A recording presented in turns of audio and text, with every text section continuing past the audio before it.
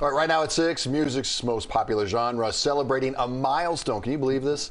On this day, 50 years ago, hip-hop was born. This is so cool. The industry has generated billions of dollars and created some of the biggest stars in the world and some of the best music. And we have a great guest for you today, joining us now to add some perspective on Miami's role in the pantheon of hip-hop. Legendary DJ on Hot 105, Alex Chisholm, a.k.a. Big Lip. Thank you so much for being here. Hi, how are you? I know it's a little early. No, but it's okay. I've done mornings for years, so it was an easy transition for me. Yeah, you've done it. Don't lie. It's not fun getting up this early. Yeah. All right, so most of us have heard the story about how hip hop began. It was a back-to-school party in the Bronx. The guys started spinning. Right. Yeah. I mean, how has that impacted and it's just grown from there? It's just really taken on a legs of its own. And and Miami has such a large contribution to hip hop, and a lot of people don't understand it. And a lot of times, like Uncle Luke, he got overlooked so much. Because just think about it, when Luke came on the scene, people didn't respect Luke because they were like, oh, it's not real hip hop, it's not real hip hop. But Luke paved the way for so many artists today. And people don't really understand. That's why when he got that Lifetime Achievement Award with BET, that was something that was so well deserved. Wow, I mean, so much history here in South Florida and all over the country when it comes to hip hop. And it's really been a long part of the soundtrack of civil rights. In fact, there's a famous civil rights case that went all the way to the Supreme Court. So can you talk to us a little bit about that? Yeah, that was Uncle Luke, because that's when they had the parental advisory stickers on the record. That's where all of that came from.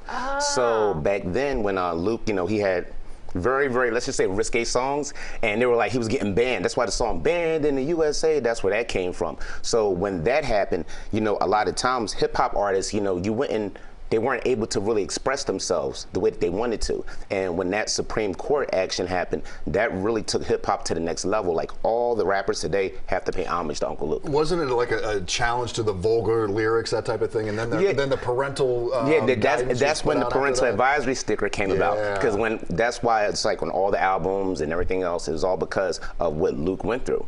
And Luke, you got to think like South Florida, and I tell people this all the time, like, you look at Pitbull. People think Pitbull is a pop artist. Pitbull came out of that same camp with Uncle Luke. He was signed to Luke Records. Really? He was a hip-hop artist, and then that just paved the way for like everybody else. Then you had the Trick Daddies, the Trinas, and then you had like Po' Boy Records, and they had Flow Rider, Rick Ross.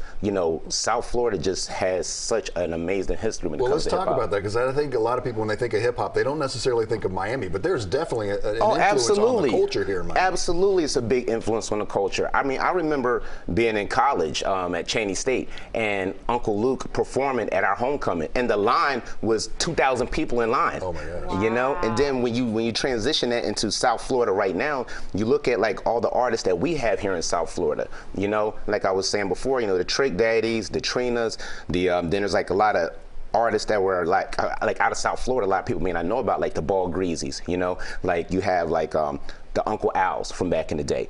Just like all the culture, all the history right here in South Florida, and it has impacted the whole world. You just told us you've been here in South Florida for almost 23 years, working in radio down here. What's it been like to just see the evolution of hip hop here in Miami? Well, it's so funny. My co-host Shelby Rush and I were just talking about that. So my radio career started at 99 Gems here in South Florida, and during that time in the early 2000s, it was just such a major movement. Like, you have to think about all the artists that came out during that time. It was just an explosion, just from local record labels, from Slip and Slide Records to Po' Boy Records. All of those artists, Flow Rider, Rick Ross, Trina, Pitbull, like I said earlier, that started on Luke Records.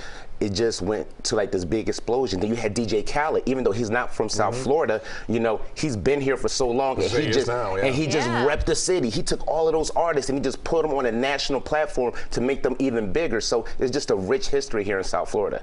Speaking of which, do you have a favorite? One of my I have two favorites, to be honest with you: Trick Daddy and Rick Ross. I'm a big Ross fan and I'm a big Trick fan. I always have been. Those are my two favorite South Florida artists.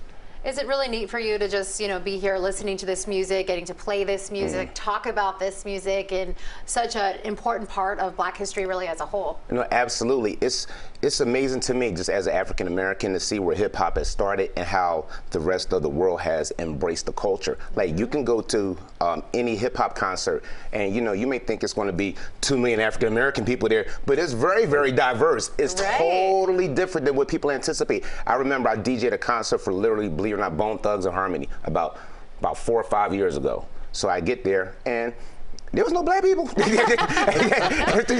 just being honest. But the thing is that, you would think that when you think about hip hop, because it just, when 50 years ago, it was like something that was urban, it was in the city, it was like, and then when you look at hip hop now, it doesn't even have a color anymore. The whole world has embraced it. Which is such an amazing, it's such an amazing part of it. It's brought so many people together. Absolutely. Hip hop is colorblind now.